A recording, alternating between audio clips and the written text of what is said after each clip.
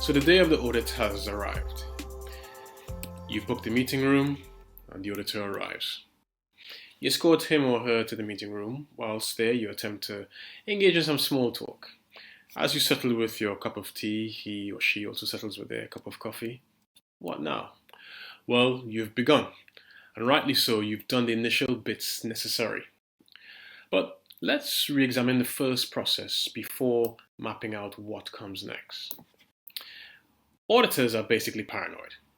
That's how they are paid to think, and therefore will question everything. So think back to when the auditor first arrived. Was he or she questioned by reception or security? Was their name on a list? Were they asked to provide a picture ID? After confirmation, were they given a visitor pass? These things sound intermediate, but this process stems from the security aspect of social engineering and the ability to tailgate into an office. If the scope of the audit involves a measure of physical security, barriers, doors, rooms, etc., this will be on the auditor's radar. So, moving on to the audit. The first tool in your arsenal should be your presentation.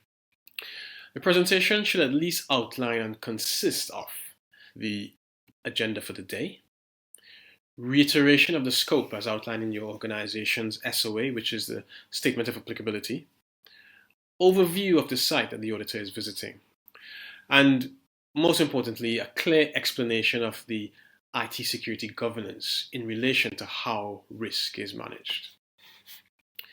The second set of tools are documentation. Documentation is the name of the game. There's a phrase that is used among auditors: don't tell me, show me. The auditor will want to see whether digital or hard copy evidence exists. So ensure your documentation has been regularly reviewed in line with your organization's processes. Regularly suggests annually, unless there have been significant changes to infrastructure, platform, leadership, etc. Additionally, ensure the documentation has accurate version control.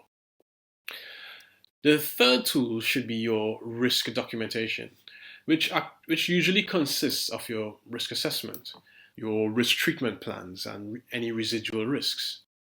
It is important to note that since ISO 27001, version 2013, it's all about improvement.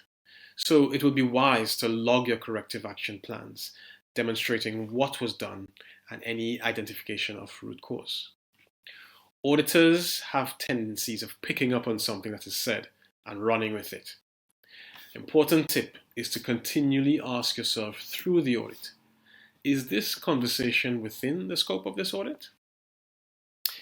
Do you agree with these observations? Do you have anything to add? If so, leave a comment below and don't forget to like and subscribe.